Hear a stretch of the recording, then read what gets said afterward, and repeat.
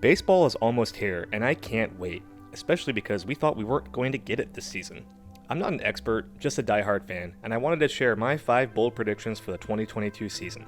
These predictions are meant to be bold, so they'll likely not come true, but they're fun to do and they're based off players and teams I'm in on this year. So let's get it going. Number 1, CJ Cron will lead the National League in home runs. Let's start it off by going a little crazy here. I think CJ Cron will tap into another gear this season. He hit only 28 home runs in 144 games last year, which was his first year with the Rockies, and yes, half his games are in a launching pad. But I think with a few adjustments, we should see over 40 homers, leading both the Rockies and the National League. With the Angels, CJ Cron had a strikeout problem. It wasn't until he got to Detroit in 2020 when he added plate discipline to his bag of tricks. He never had a walk rate over 6.6%, yet in Detroit, his walk rate was 17.3%. Last year in Colorado, Cron had a walk rate of 11% and cut down on his K rate to 21%.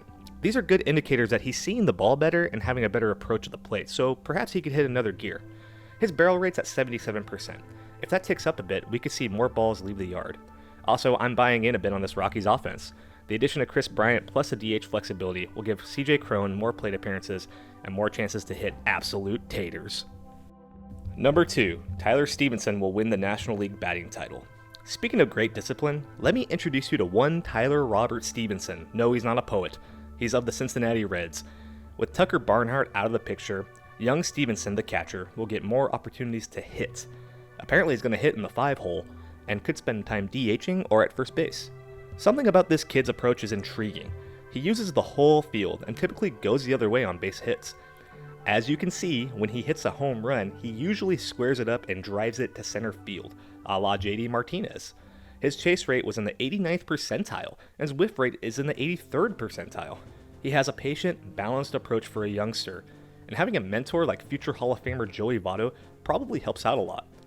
They don't call these bold predictions for nothing, but I think Stevenson breaks out this year. His approach plays in any ballpark. Big drawback here is a lot of bloop singles or Texas leaguers will be caught in Great American Ballpark. Oh, why can't you be a Rocky too? Number 3, the Philadelphia Phillies will win the NL East. All aboard the Phillies hype train. Yes, I know they have no defense. Yes, I know they didn't do much to address their horrible bullpen. Yes, I know that this is an organization has failed its fan base many times in the past 15 years. Well, I'm here to tell you that maybe, just maybe, they'll turn it around this year in 2022. Okay, I get it. This is a very tough division. The Mets and the Braves probably both got better, but you know what? I'm still in on this Philly squad. They won 82 games last season. Can only go up from here, right? In all seriousness, I think the offensive additions will pay dividends for this club. I know the strategy of just outscore the other team rarely works out, but here's the thing. The Phillies rotation is low-key nice.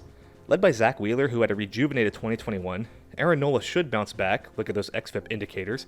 Kyle Gibson is, well, Kyle Gibson, but Ranger Suarez surprised people, and I believe in Zach Eflin. They did add veteran Corey Knebel, so it's not like they have nobody in the pen. And knowing them, they'll be competitive and trade for some bullpen help down the stretch. Phillies, take advantage of the injuries in your division and don't look back. Number 4, Yordan Alvarez will lead the American League in home runs. Yeah, I already did a home run one with the National League, so let's do an American League one too. I think if there's any player to make a Vlad Jr. type of jump this year, it's Yordan Alvarez of the Houston Astros. This cleanup hitter is in the second most potent offense in the MLB, will turn 25 this year, and can only go up barring any injuries. I think the knees are fine. If his knees are fine, he's going to be great. And yo dog, I heard you like StatCast numbers. We'll take a gander at these. 97th percentile average exit velocity, 97th percentile hard hit rate, 92 percentile ex-WOBA, 95th percentile ex-slug, and 91% barrel rate. Hold on, I'm okay, I need a moment. Those are insane StatCast numbers. Why doesn't this guy get talked about as much as the other studs in the league? Not to mention he uses the whole field. Look at that spray chart. You like spray charts? That's a good one. Look at all those bombs to all parts of the yard. He plays in a great division for hitting, and if he gets his 24% K rate down just a little bit, we should see more bombs from the young stud. Now this one definitely doesn't feel as bold as the CJ Cron one I made earlier, but keep in mind he's competing with Ohtani, Vlad Jr., Ramirez, Trout, Gallo, Judge, Salvi, David Fletcher, so there's some big names he'll have to beat. Still, give me Yordan to lead the AL in bombs. I was going to pick Yordan to win the MVP, but I think Ohtani will win that again for the foreseeable future. Speaking of Ohtani, number 5, the Angels will make the World Series. For years, We've scoffed at the Los Angeles, California Angels of Anaheim for spending exuberant amounts of money and failing miserably due to their lack of pitching. We gave the JT Realmuto sigh as we watched a mighty offense succumb to failure after failure, wasting the generational talents of Michael Trout and Shohei Ohtani. We all got swept up in the year of Ohtani, enjoying it immensely but laughing as the Angels failed to reach the postseason yet again. Well, my friends, this is the year that changes. They finally addressed the pitching woes. Ohtani's splitter, filthy, disgusting. Sandoval, poised for a breakout. If Thor recovers to what he used to be, watch out. Jose Suarez, intriguing. Michael Lorenzen, solid. And Reed Detmers could very well win the American League Rookie of the Year. His off-speed stuff is filthy. Having a 6-man rotation is a really good call in today's game, and this is the best rotation they've had in a long time. Then, the bullpen. You already have one of the top closers in the game in Raisel Iglesias. But I love the additions of Ryan Tepera and Aaron Loop, two guys who help bolster the back end. Adding in Archie Bradley as a veteran leader presence helps out as well.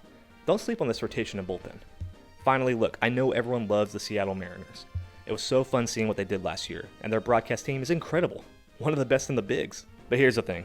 I think the Angels are a better team. Why are you booing me? I'm right. For real, though, yes, it'd be a great story if the Mariners made the playoffs this season, but regression can happen. And if the Angels stay healthy, they'll be tough to beat. I think the Astros still win this division because they're an absolute juggernaut, but it may be tighter than you think. If this Angels team makes the playoffs, they can make some noise. If they add another top-end starter to their rotation during the year, watch out. Ohtani in the playoffs? Something we probably don't deserve, but something we absolutely need. Imagine how great that'd be for baseball. Look, I'm biased against anything LA, but even I can admit this is a solid squad. I think they'll surprise everyone and make the World Series. And hopefully we get a 2002 rematch, but this time, they lose. Go Giants! So what do you think? Am I a total nutjob who doesn't know what he's talking about? Well, yeah. But also, what are your thoughts? Let me know in the comments. And if you like baseball content, give me a sub, and I'll try to make some interesting stuff. Hope everyone enjoys opening day and the 2022 season.